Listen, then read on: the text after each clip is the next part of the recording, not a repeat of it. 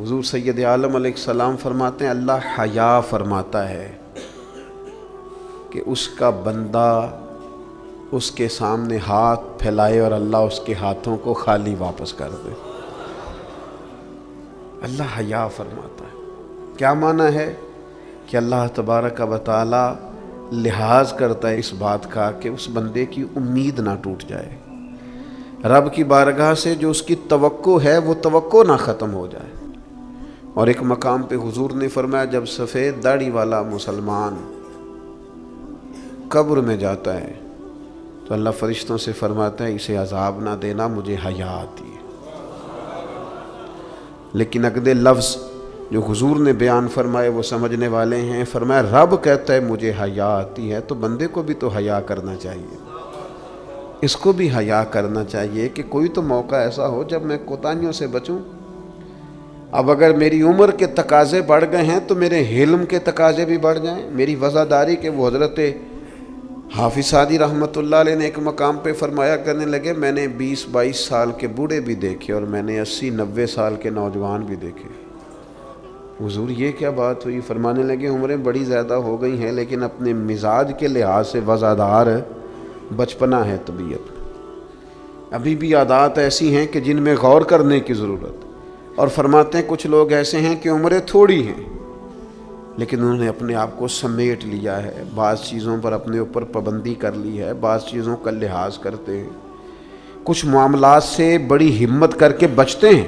پھر انہوں نے نتیجہ نکالا، کہنے لگے میں اس نتیجے پہ پہنچا ہوں کہ بزرگی عمر کے ساتھ نہیں ہوتی، علم اور حلم کے ساتھ ہوتی ہے۔ علم اور حلم کے ساتھ بزرگی کا تعلق ہے۔ تو اپنی آنے والی نسل کو وفادار کیا جائے، اس کے اندر حیا پیدا کی جائے، انہیں اس بات کا لحاظ دیا جائے کہ آپ مذاق کریں لیکن اس کی بھی تو حد ہو نا۔ آپ یقین کریں بعض لوگ دادا کے ساتھ شغل کر رہے ہوتے ہیں، اپنے دادا کے ساتھ اس کا مذاق بنا رکھا، معاذ اپنے والدین کے بارے میں باتیں کر کے وہ ہنس رہے ہوتے ہیں، اور کئی دفعہ والدین سپورٹ کر رہے ہوتے ہیں، کہتے ہیں یہ بڑا اس کا مذاق والا مزاج ہے، مجھے بھی معاف نہیں کرتا۔ تو آپ اسے کیا بنا رہے ہیں؟ جب یہاں بھی اس کا پردہ قائم نہیں ہے تو پھر اس کا پردہ کہاں قائم ہوگا؟ اس کی طبیعت کے اندر ٹھہراؤ ہونا چاہیے۔ وہ لوگ تو وہاں بھی وفادار تھے جہاں بات کرنے کی ضرورت ہے۔ نبی پاک علیہ السلام نے صحابہ سے پوچھا کہ وہ کون سا درخت ہے جس کی مثال مومن کی طرح ہے، تو حضرت عبداللہ ابن عمر فرماتے ہیں مجھے سوال کا جواب آتا تھا کہ وہ کھجور کا درخت ہے، لیکن چونکہ حضرت عمر بیٹھے تھے میرے والد، چونکہ حضرت صدیق اکبر بیٹھے تھے، چونکہ حضرت عثمان غنی بیٹھے تھے، چونکہ علم و حکمت کے تاجور مولا علی بیٹھے تھے، مجھے جواب آتا تھا۔ لیکن حضرت عبداللہ ابن عمر فرماتے ہیں حیا مانے تھی، حیا نے مجھے منع کیا کہ اتنے بزرگ بیٹھے ہوں اور تو جواب دیتا پھرے۔ ہمارے مفسرین کرام نے یہاں لکھا ہے کہ اساتذہ اور مشائخ کی موجودگی میں علم بتانا بھی منع ہے۔ آپ کے بڑے بیٹھے ہوں آپ تقریر کرنے سے بھی لحاظ کریں، آپ وہاں کوئی مسئلہ نہیں بیان کریں۔ یہاں تو بڑے معاملات اور ہو جاتے ہیں۔ ہمیں اپنے بزرگوں کے سامنے ایک خاص وفاداری وہ بندے کو خوبصورت کرتی ہے۔ حضرت عباس حضور کے چچا ہیں، ان کے بیٹے جناب عبداللہ ابن عباس فرماتے ہیں میرے والد سے کسی نے پوچھا تھا آپ بڑے ہیں کہ نبی پاک؟ تو بڑی سادی سی بات ہے، چچا بڑا ہی ہوتا ہے عمر میں، آپ بڑے ہیں کہ نبی پاک؟ تو یہ وفاداری ہے، یہ کمال وفاداری ہے۔ یہ ان لوگوں کا طریقہ ہے جو بڑے رسیلے سجیلے، جو بڑے خوبصورت لوگ ہوتے ہیں، جن کے لہجوں سے لفظ نہیں شہد ٹپکتا ہے۔ حضرت عباس رضی اللہ تعالیٰ عنہ فرمانے لگے کیا کہا تم نے؟ میں بڑا ہوں کہ حضور؟ فرمانے لگے بڑے تو حضور ہی ہیں، پیدا پہلے میں ہوا تھا، ولادت پہلے میری ہوئی تھی، بڑے بہرحال وہی ہیں، پیدا پہلے میں ہوا تھا۔ یہ جو وفاداریاں ہیں، یہ جو خوبصورتیاں ہیں، یہ جو آپ کے مزاج کے اندر خوبصورتی ہے، یہ جو لہجے کے اندر حسن ہے، یہ ایک بڑا ضروری کام ہے۔ بہت سارے لوگ دینی لوگوں سے مسئلہ پوچھنے آتے ہیں، لیکن ان میں 60% لوگ وہ ہوتے ہیں جو مسئلہ پوچھنے نہیں آتے، مفتی صاحب کو مسئلہ بتانے آتے ہیں۔ میری طرح کا بندہ تو چونکہ ذرا جلدی قائل ہو جاتا ہے، وقت تھوڑا ہوتا ہے تو بہت سارا ٹائم نہیں دے پاتے، تو میں کہتا ہوں کہ آپ کے خیال میں جو مجھے کہنا چاہیے وہ آپ مجھے بتا دیں، میں آپ کو کہہ دیتا ہوں، کیونکہ آپ جو چاہ رہے ہیں وہ تو ہے آپ کی مرضی کا فتویٰ، تو مجھے آپ بتا دیں بھلا اس سوال کا جواب کیا ہونا چاہیے، میں آپ کو بتا دیتا ہوں۔ لیکن اگر آپ مجھ سے پوچھنے آئے ہیں تو پھر آپ حوصلہ کریں، پھر دین جو بات کہتا ہے وہ مجھے بیان کرنے دیں، پھر مرضی کا فتویٰ حاصل نہ کریں، پھر ذرا رکیں۔ اور یہی حالت بہت سارے اللہ ماشاء اللہ شاگردوں کی ہوتی ہے، ان کا خیال ہوتا ہے استاد میری مرضی کے حساب سے تعلیم دے، مریدین کا خیال ہوتا ہے کہ شیخ اس طرح کر کے چلے، تو بھئی تیری شرطوں پہ ہی کرنا ہے، اگر تجھ کو قبول تو یہ سہولت تو مجھے سارا جہاں دیتا ہے۔ اگر تیری شرطوں پہ ہی تو نے آنا ہے کہ میرے پاس یہ ٹائم ہے تو اس ٹائم آؤں گا، تو میں اس وقت پسند کرتا ہوں تو میں اس وقت آؤں گا، تو آپ اگر یہ کہیں گے تو پھر میں یہ تیری شرطوں پہ ہی کرنا ہے، اگر تجھ کو قبول، یہ سہولت تو مجھے سارا جہاں دیتا ہے۔ پھر تو ٹھیک ہے، اگر ہم نے کچھ لو کچھ دو کی پالیسی پہ ہی تعلق بنانا ہے تو پھر استادی شاگردی تو نہ ہوئی، پھر تو ٹھیک ہو گیا، پھر یارانے کریں گے، دوستیاں کریں گے، اس طرح کے لوگ تو ڈھیروں مل جاتے ہیں۔ اپنی زندگی کے اندر وزاداری، خوبصورتی، ٹھہراؤ، لہجے کے اندر حسن، مزاج کے اندر ایک کمال۔ حضرت امام مالک رحمۃ اللہ علیہ کو کسی بات پر امام اعظم نے بڑا ڈانٹ دیا، شاگرد تھے، بڑا ڈانٹ دیا، سخت ڈانٹا، اور اس کے بعد بھی وقفے سے کبھی کوئی ایسی بات ہوتی تو امام صاحب کہتے ہیں میری طبیعت سے وہ غصہ نہ جاتا کہ یار اس نے ایسا کیوں کیا۔ کچھ عرصے کے بعد جا کے وہ بات کھلی کہ جس بات پر امام ابو مالک کو ڈانٹا ہے ان کی تو غلطی نہیں تھی، دوسرے کلاس فیلو کی غلطی تھی، ان کی تو انہوں نے تو یہ بات کہی نہیں، تو کسی اور نے کہی تھی اور نام ان کا لگ گیا۔ بچے کر دیتے ہیں نا شرارت، کسی نے کی نام کسی، تو امام اعظم ابو حنیفہ رحمۃ اللہ علیہ امام مالک سے کہنے لگے بیٹا تم نے بتایا کیوں نہیں، اتنی ڈانٹ کھا لی۔ حضرت امام مالک نے سر جھکا لیا، کہنے لگے حضور لوگوں کے جسموں پر لوگوں کا احسان ہوتا ہے، میری تو سانسوں پر بھی تیرا احسان ہے، میری سانسیں بھی تیری مقروض ہیں۔ یہ جو لوگ مالک کو جانتے ہیں یہ اس نسبت سے جانتے ہیں کہ یہ ابو حنیفہ کی گلی میں آتا جاتا ہے، سونیاں زندگی میں جتنا نام اور عروج پایا تیرے صدقے پایا، 4 جھڑکیاں نہ سہ سکتا تیرے نام پر، میں نے پسند نہیں کیا۔ اور پھر آپ نے پوچھا بھی تو نہیں نا کہ بتاؤ، آپ نے کہا ڈانٹ کھانی ہے تو دکھ قبول محمد بخشا بس راضی رہن پیارے، کوئی حرج نہیں۔ آپ نے کہا ڈانٹ کھانی ہے تو کھا لیتی، اس میں حرج والی کون سی بات؟ یہ خاص وزاداری، یہ خاص خوبصورتی۔ میں آپ سے عرض کروں، ہمارے گھروں میں جو بڑے بوڑھے ہوتے ہیں نا، وہ جب پڑھی لکھی بہو لے کے آتے ہیں نا تو اس کا مطلب یہ تھوڑی ہوتا ہے کہ وہ بیچارے ہانپتے کامتے رہیں گے، ڈرتے رہیں گے کہ جناب بہو بڑی پڑھی لکھی ہے یا داماد بہت پڑھا لکھا ہے تو کوئی ایسی بات نہ ہو جائے کہ وہ کہے او بابے کو تو پتہ ہی نہیں۔ پڑھا لکھا وہ بندہ ہوتا ہے جو دوسروں کے مزاج کی رعایت کرے، جو تھوڑا سا سمجھے کہ میری اس چیز کی وجہ سے کوئی شخص کسی کمزوری کا شکار تو نہیں ہو رہا۔ اگر آپ نے تربیت کی ہے تو پھر تربیت کا معنی تو یہ ہونا چاہیے کہ اسے ادب بھی کرنا آئے، پیار بھی کرنا آئے، گھر کے بزرگوں کے حق میں اس کے رویے میں نرمی بھی آئے۔ اور اگر آپ نے تربیت یہ کی ہے کہ ہم چما دیگرے نیز تمہاری طرح کا دوسرا کوئی نہیں، تو پھر یاد رکھو اگر تمہاری طرح کا دوسرا کوئی نہیں نا تو پھر تمہیں بھی کوئی ماننے کو تیار نہیں ہے۔ پھر جعلی رعب اور ہوتا ہے اور دلوں میں محبت اور ہوتی ہے، پھر ان چیزوں میں فرق ہوتا ہے۔ اگر آپ تعلیم یافتہ ہیں تو آپ دوسروں کے مزاج کی رعایت کریں، آپ کو پھر حضرت مولا علی شیر خدا رضی اللہ تعالیٰ عنہ سے کسی آپ نے فرمایا ایک مقام پہ فرمایا ہر چیز کی زکوٰۃ ہوتی ہے، عقل کی زکوٰۃ پتہ کیا ہے حضور؟ کیا فرمایا؟ عقل کی زکوٰۃ جاہلوں کے ساتھ گزارا کرنا ہے۔ تیری عقل کی زکوٰۃ نکلے گی، تجھے پتہ چلے گا کہ تو کس طرح گزارا کرتا ہے، اور اگر تو جاہل سے گزارے نہیں کر سکتا تو پھر اس کا مطلب یہ ہے کہ تو نے علم کو سمجھا۔ عزیز دوست آپ غور فرمائیں اور اس پر آپ توجہ رکھیں گے کہ وزاداری، لفظوں کا چناؤ۔ قرآن مجید نے کہا یا ایھا الذین آمنوا لا تقولوا راعینا وقولوا انظرنا، اے ایمان والو تم نے جب میرے محبوب سے بات کرنی ہے تو رائنا نہیں کہنا، انظرنا کہنا ہے. یہ نہیں کہنا حضور سمجھ نہیں آئی رعایت کر دے، یہ کہنا یا رسول اللہ ایک نظر کرم کر دیں، ذرا بات دوبارہ سمجھا دیں. آپ اچھے جملے تلاش کے وزاداری کے ساتھ، ایک خاص حیا کے ساتھ. حضرت مولا علی شیر خدا فرماتے ہیں حضور سے مسئلہ پوچھنا تھا. مسئلہ پوچھنا بڑا ضروری کام ہے. اگر آپ مسئلہ دریافت نہیں کرتے تو بڑا عرصہ تک ماحول اس طرح کا رہ جاتا ہے کہ جس سے آپ جہالت میں ہی وہ کام کرتے رہتے ہیں. مسئلہ پوچھیں گے تو بات بہتر ہوگی، آپ بات پوچھ لیں گے، بات کلیئر ہو جائے گی، آپ پھر صاف ستھرے معاملے کے ساتھ عمل کر سکیں گے. تو حضرت مولا علی کہتے ہیں حضور سے مسئلہ پوچھنا تھا. سوال کرنا بڑا ضروری ہے، خود حدیث پاک میں موجود ہے سوال کرنا آدھا علم ہے.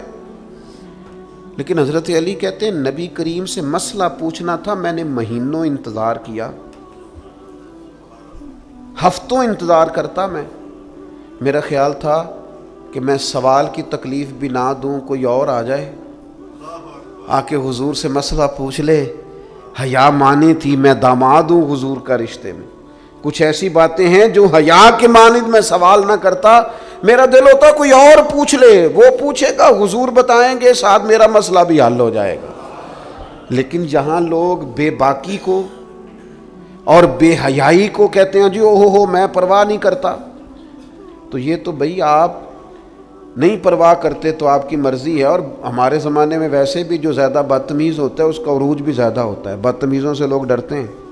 بدتمیز جو ہوا لوگ اس سے ڈرتے ہیں، کہتے ہیں یہ کوئی ایسی بدتمیزی کر دے گا کہ بعد میں دقت ہوگی. وہ شریف آدمی اس سے جھجک رہا ہوتا ہے، وہ سمجھ رہا ہوتا ہے میں بڑی شے ہوں، تو کچھ بھی نہیں ہے بھائی، تو بدتمیز ہے.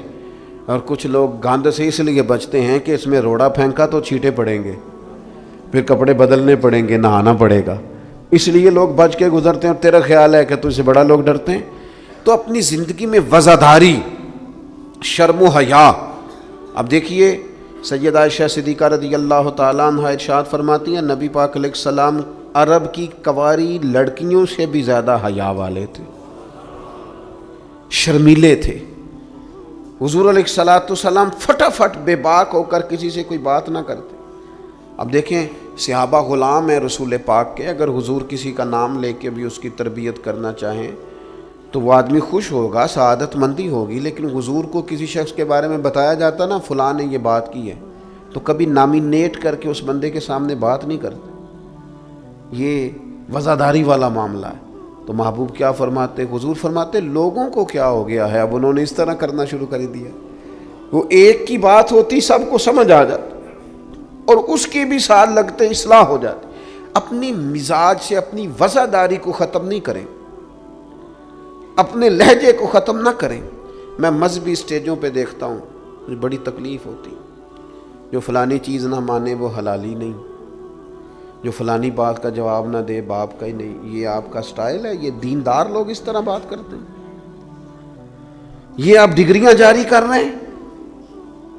کیا رسول پاک علیہ السلام کا انداز تبلیغ معاذ اللہ یہ تھا؟ میں کیا کروں، صرف میں دینی لوگوں کی بات نہیں کر رہا. جو آدمی گندے لطیفے سناتا ہے نا اسٹیج پہ بیٹھ کے، اس کی آپ فین فالوئنگ دیکھیں کتنی زیادہ ہے. سٹیٹس کیا ہے؟ گند بولتا ہے، لطیفے سناتا ہے، اور اس کو سننے والوں کی تعداد کیا آ رہی ہے، دنیا ٹوٹ کے پڑ رہی ہے. یہ ہمارے معاشرے کے مجموعی مزاج کی عکاسی کرتی ہے کہ وزاداری کس حد تک ختم ہو گئی. اپنے انداز میں، اپنے لب و لہجے میں خاص شرم و حیا، خاص خوبصورتی. ہمارے جو دیہاتی گھر ہوتے تھے ان کے اندر بڑی وزاداری ہوتی تھی، ان کے اندر بڑا خیال رکھا جاتا تھا، چیزوں کو بڑا سمجھا جاتا تھا. یہاں آپ حالت دیکھ لیں، شادی بیٹی کی ہو یا بیٹے کی ہو، سارا خاندان بیوٹی پارلر میں بیٹھا ہوتا ہے. کوئی وزاداری نہیں رہی، کوئی وہ معاملہ ہی نہیں رہا جس میں حسن ہوتا تھا، خوبصورتی ہوتی تھی. رسول پاک صلی اللہ تعالی علیہ وسلم نے فرمایا حیا خیر ہی خیر ہے، حیا سراپا خیر ہے. تیرا جھکا جھکا لہجہ، تیرے جھجکتے لفظ، تیری ٹھہری ٹھہری باتیں، تیرا ذرا سمٹ کر چلنا، سمٹ کر بات کرنا، تیرے لہجوں کا ٹھہراؤ، گویا یہ وہ ٹھنڈی ہوا ہے جو چلے گی تو صحیح پر کسی کو فائدہ دے گی، نقصان نہیں دے گی. لیکن اگر تیرا خیال طوفان بننے کا ہے، پھر ایسا نہ ہو کہ درخت بھی ٹوٹیں، رستے بھی بند ہوں، عمارتیں بھی گریں۔ حضور نے فرمایا حیا خیر ہی خیر ہے، حیا جہاں آتی ہے خیر لاتی۔ نبی پاک صلی اللہ تعالی علیہ وآلہ وسلم ایک جگہ سے گزرے، یہ بخاری میں موجود ہے، تو ایک شخص اپنے بھائی کو سمجھا رہا تھا، اسے کہہ رہا تھا یار تو بڑا ہی شرمیلا ہے، اس طرح بھی کوئی کام ہوتا ہے؟ تیری شرم و حیا کی وجہ سے بڑے مسائل بنتے۔ بھائی کو ڈانٹ رہا تھا کہ تو اس قدر زیادہ جھجکتا ہے، شرمیلا ہے کہ بڑے ہمارے مسائل خراب ہو گئے تیری جھجک کی وجہ سے۔ تو حضور قریب سے گزرے تو یہ میرے کریم کا انداز دیکھیے، حضور فرمانے لگے اسے کچھ نہ کہہ، اسے چھوڑ دے، اس لیے کہ حیات و ایمان کا حصہ ہے، حیات و ایمان کا حصہ ہے۔ اور ایک حدیث میں حضور نے فرمایا 70 سے زیادہ شاخیں ہیں ایمان کی، اور حیا بھی ایمان کا حصہ ہے۔ آپ وزادار رہیں، آپ میں خوبصورتی رہے گی، آپ تھوڑا سا انتظار میں رہیں، آپ تھوڑا سا رکیں، آپ کوئی اپنے مزاج کے اندر کوئی ایسا چھچورا پن پیدا نہیں کریں جس سے آپ کی طبیعت، آپ کا لہجہ، آپ کا انداز، آپ یقین کریں سنجیدہ لوگ تو حجروں میں چلے گئے۔ ایک بہت بزرگ تھے، عالم بھی تھے، تو کچھ سیاسی سوجھ بوجھ اچھی رکھتے تھے۔ میری ان سے ملاقات ہوئی تو میں نے ان سے کہا کہ صاحب آپ کو تو بڑا اچھا سیاستدان سمجھا جاتا تھا، تو کیا ہوا آپ چھوڑ گئے؟ کہنے لگے موجودہ سیاست سے وضعداری رخصت ہو گئی ہے، لہذا ہم نے بھی ارادہ کیا ہے کہ اب یہ دامن بچانے والا کام ہے، لہذا قبل از وقت بھرا میلہ چھوڑ دینے کا ارادہ کیا ہے، اب یہ ماحول ہمارے والا نہیں رہا، ہم دامن بچانے کا ارادہ کیا ہے کہ اس میں وضعداری نہیں۔ میرے عزیز کبھی بھی اپنے مزاج سے، اپنے مرتبے سے، اپنے وقار سے نیچے اتر کر کبھی کوئی بات نہ کریں، کبھی کوئی کاروبار نہ کریں، کبھی کوئی لین دین نہ کریں۔ آپ اپنی وزاداری، اپنا حسن، اپنے ایمان اور تقوی کے ثمرات کی حفاظت کریں، کسی جگہ کوئی کمزوری نہیں دکھائیں، آپ اس خوبصورتی کا شکار رہیں جو اسلام نے عطا کی، اور اسے اپنے دامن میں بہت بڑی نعمت سمجھ کے سما کے رکھیں، کوئی کمزوری نہ دکھائیں۔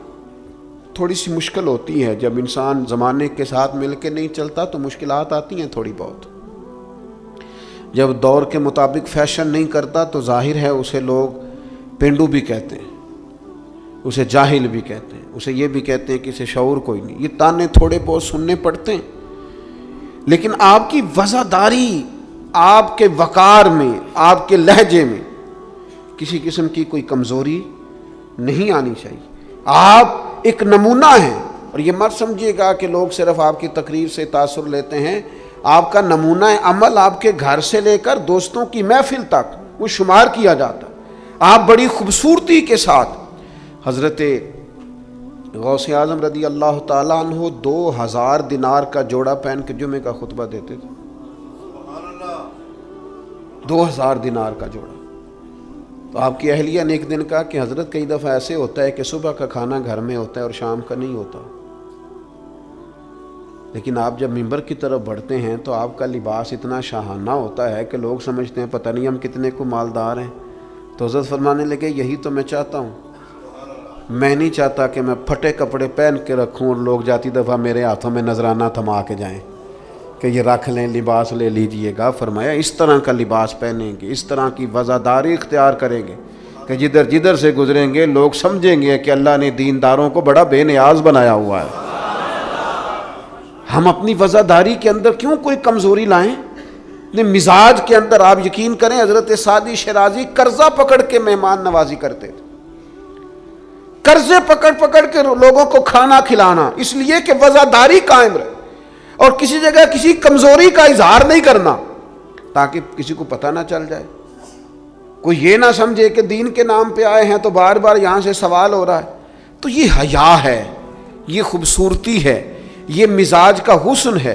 ہمارے صوفیاء نے فرمایا ہے کہ سب سے زیادہ اللہ سے وہ بندہ حیا کرتا ہے جو اپنے خیالات پر کنٹرول کرتا ہے، اپنے جذبات پر کنٹرول کرتا ہے، جو وسوسوں کو نہیں آنے دیتا، جو اپنی طبیعت میں کوشش کرتا ہے کہ اچھے خیالات ہی رہیں، وسوسے آئیں تو جھٹک دیے جائیں، اس لیے کہ وہ نبی پاک علیہ السلام کا جو فرمان موجود ہے نا کہ رب نہ تمہاری جیبیں دیکھتا ہے نہ صورتیں دیکھتا ہے، وہ جب دیکھتا ہے تمہارا دل دیکھتا ہے. تو وہ حیا کرتے ہیں کہ دل میں کوئی ایسا خیال آئے جو غلط ہو، برا ہو، گندا ہو، چونکہ مالک نے دیکھنا ہے. وہ اس لیے خانہ دل کو صاف رکھتے ہیں. لیکن نا کوئی مہمان گھر میں آتا ہے تو لوگ فٹافٹ صفائی نہیں کرتے، چیزیں نہیں اٹھاتے کہ وہ کیا سوچے گا، یہ کتنے میلے کچیلے ہیں. کیونکہ مہمان نے دیکھنا ہے، اور جس دل کو رب رحمان نے دیکھنا ہے اس کی صفائی رکھنا کہ اس میں گندے برے خیالات، ہرس، ہوس، لالچ، حسد، بغض، کینہ، عداوت، بددیانتی، بدگمانی یہ موجود نہ ہو، چونکہ رب نے دیکھنا. رسول رحمت صلی اللہ تعالی علیہ وآلہ وسلم نے ہمیں ایک اور حیا کرنے کا بھی کہا ہے، اس پر بھی حضور نے ہماری توجہ دلائی. وہ حیا کیا ہے؟ وہ ہے اپنے رب سے حیا کرنا، اپنے مالک سے حیا کرنا. جب ہم لوگوں کے بیچ ہوتے ہیں تو لوگوں سے حیا کرتے ہیں. حضرت عثمان غنی رضی اللہ تعالیٰ عنہ غسل خانے کی 4 دیواری کے اندر بھی غسل کرتے تھے تو تہمت باندھ کے. تو گھر والوں نے، یہ کسی نے پوچھا کہ حضور غسل خانہ چاروں جانب سے بند ہے اور اس کے اوپر چھت ہے اور آپ اس میں غسل کر رہے ہیں، تو پھر بھی آپ تہمت کے ساتھ، اور بڑا سمٹ کے اور بڑا کونے میں بیٹھ کے. تو آپ فرمانے لگے جب لوگوں کے بیچ ہوتا ہوں تو لوگوں سے حیا کرتا ہوں، جب تنہا ہوتا ہوں تو رب سے حیا کرتا ہوں. حضرت امام اعظم ابو حنیفہ گھر کی 4 دیواری میں بھی ننگے سر نہیں بیٹھتے تھے، ٹانگیں پھیلا کے نہیں بیٹھتے تھے. فرماتے تھے سوتے وقت یہ کام کروں گا، میں گھر میں بھی وہ لہجہ اختیار نہیں کرنا چاہتا، اس لیے کہ میں اس رب کا ماننے والا ہوں جو حی و قیوم ہے، جو ہر جگہ دیکھتا ہے. رب سے بھی حیا. اللہ کریم ہم سب کے دلوں میں اطمینان اور سکون عطا فرمائے، اور اللہ تعالی محبوب کے قدموں کا صدقہ ہمیں وفاداری نصیب کرے.